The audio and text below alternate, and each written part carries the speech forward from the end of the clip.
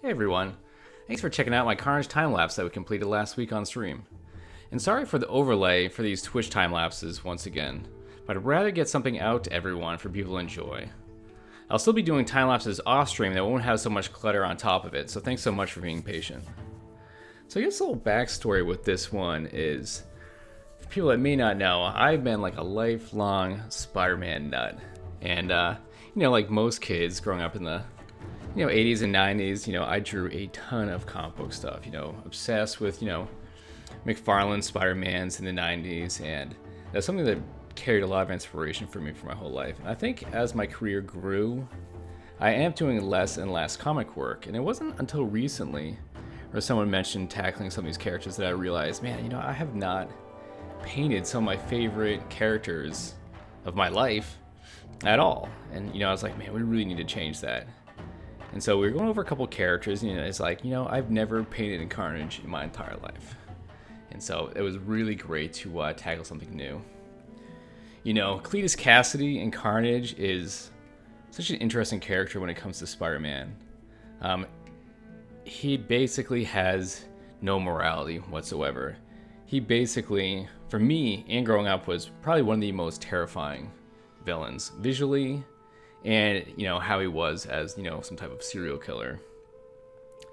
And he was very different than as far as Spider-Man and Venom goes. So I thought it was great to tackle him first. And even for about my obsession with Spider-Man, I do have Amazing Fantasy 15s tattooed on my arm as well. Shows a little bit of my dedication to them. So this is actually going to be a first part of me going back into the Marvel world. I really want to paint Carnage, I want to paint Venom, and I definitely would like to tackle even a Spider-Man piece one time, and then see if we go from there. We don't have to stick to Spider-Man. A lot of people are requesting me do pieces of Toxin and Anti-Venom. That's something we go in the future, but I think after doing Carnage, Venom, and Spider-Man, you kind of almost painting the same person with like some suit variations in the end. But as you guys can see here, I really spending a lot of time in the black and white lately. And if we saw at the beginning of the piece, I actually had like a quick 20-minute sketch that I started with on stream just to get like a basic composition and kind of lighting mood that I wanted. And that's usually enough for me to kickstart a painting. So basically, I'm really just kind of modeling out some more form and a little more detail, but I'm still figuring out a lot of the pieces as I go. I'm still trying to work out how the composition works and how your eye is going to move through the piece by following light and what I want you to focus on. It's very obvious from the piece so far that his jaw and around his neck and that coming up onto his face is going to be my focal point for the piece. The rest is going to be kind of created with movement of the symbiote kind of coming off him, and that's going to kind of create more of movement throughout the piece. So basically right here, I just spend more time just kind of noodling back and forth. You can see me just popping up some reference real quick, especially showing viewers kind of what I'm looking at on my other monitor. And also I'm kind of like pushing shapes back quite a bit and then pulling them out. I haven't done it yet, but at one point I keep removing his foreground arm, and then I'll start painting the body behind it. I'm really obsessed lately with trying to make a piece feel like it lives in a space, right? Like you could put your arm through it and feel like what is in front of you, what's in the middle ground, and what's in the background. So I'll constantly be doing that. Yeah, and so that red that I just put on right there, I've been doing that over my black and whites lately. It's just using a light layer and having like a really deep red that I kind of like splash on over the darks. And it gives like the whole piece like this type of vibrancy. And I feel like I'm not battling against such a muted, black color the whole time. It feels like it gives it a little more life. And so usually I use like overlay layers and multiply layers to start just washing on color on top of the black and white, and then I'll start individually picking out the color that I like and then putting it on myself. I do like having a lot of control over my light and color of the piece. So I find it's a good way to slowly build up the saturation as I go. And so that's, pretty much what we're doing here. I don't want the symbiote part to just feel totally black. I wanted to get some color in it. So I'm messing with some blues and some violets at one point.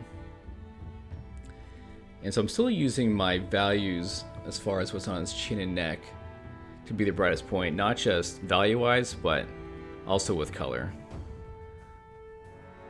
Like, I probably want that part to be some of the most saturated parts on his face.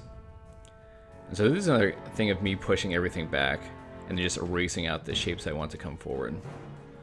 I'll keep building up the piece as we do right there. Lots of cleanup and lots of noodling around. But this is the part of the piece that I really get excited about.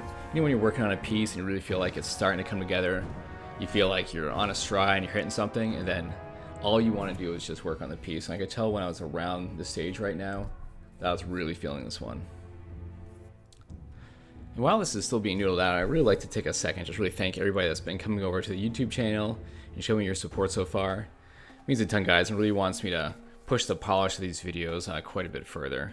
You know, I'm still working on more kind of like flashy overlays and, you know, stuff you kind of expect from other videos that you see, but I'm just trying to take it a step at a time. Between the Twitch streaming and full-time studio gig and getting these videos online, it's me trying to just juggle it all right now, and I'm slowly getting kind of used to the process. So I really appreciate that. It really inspires me to keep working more and more after hours to really be able to push my work and how I render and how I see form every single day. And without YouTube and Twitch and that kind of drive to keep pushing myself, a lot of these pieces, you know, any of these pieces wouldn't even exist. So I always try to remind myself of that. You know, usually when you don't even feel like picking up a brush or a pencil at night, like you have no idea like what piece could have been made that night that may just never exist. And you never know when you're gonna put out a piece that really kind of changes how you paint or draw for the next few months. You know, there's certain pieces that you do that really just, something clicks in your head and you just feel like you leap forward, you know. And then I always have this idea that you find that inspiration and then you just start pumping out as much work as possible, because you never know like how far that's going to take you. And so I love the idea of just, you know, constantly pushing and seeing what we can do. And that's the big thing for me this year is, so for 2018, really just keep my head down. I'm really going to try to push out as much work as possible with as much feedback from everybody here and on Twitch. And it's really been amazing so far. I couldn't even imagine what's been doing to my work and how I look at my work since we started a few months ago. So I just want to say thank you for that. It really means a lot to me. So just going back to the piece real quick, you can see that I totally removed the hand. You know, I know that hand shape anyway is not what I want. It was just kind of like a block in. I usually do shoot reference for hands. I'm not totally comfortable with just winging hands out of imagination, especially for as detailed as I want. So I wanted to get his kind of, you know, ribs and chest in there anyway. So I'd rather just put that in and then we'll do his arm on a separate layer on top of it. So right now is when I basically had some brand new reference to start really figuring out the hand. Usually I just kind of shoot pictures of my own hand and that kind of does the trick. So that kind of start layering in and kind of what direction and shape I want. Right now I'm worried about weird tangents with his other arm, and I didn't want to cover too much of the chest, but I didn't have too much of a choice on how I initially planned the piece. So basically it was just trying to figure out some nice gradient from that violet into that deep red in his arm. I thought would work pretty well. You know, I don't put as much symbiote on this Carnage as a lot of other ones that you see, but I thought it was enough when we eventually started looking around. Oh, I think there was showing some previous pieces on the stream. We had some new hosts come in, so sometimes you gotta show them some of your previous work. Usually try to cut those out in these time lapses, but sometimes you miss a couple. So that's basically it. I was super excited, and it felt great to tackle some of these old favorite characters. So if you want, there's about, I think, 4 minutes left in it. Just enjoy some of the rendering and kind of how as I go. The last 20 minutes of the piece was actually not recorded, so it kind of goes from some parts were unfinished. When you see the final piece at the end, there's a little more detail on it. There was just some tweaks I kind of did off stream to kind of wrap up the piece, and it's a little bit quicker when I can work offline like that. But guys, thank you so much, and I will be back at the end of the video to kind of show you the final piece and say thank you. All right, guys.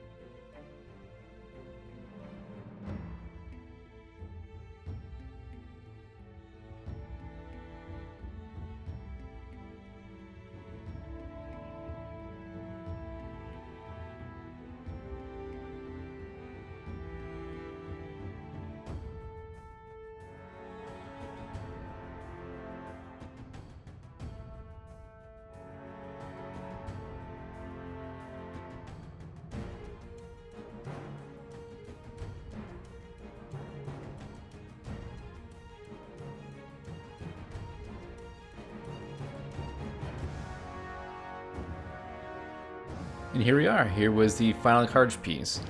Really liked how this piece came out. So thank you guys so much. And please like and subscribe. It means a ton to really see this channel grow so far.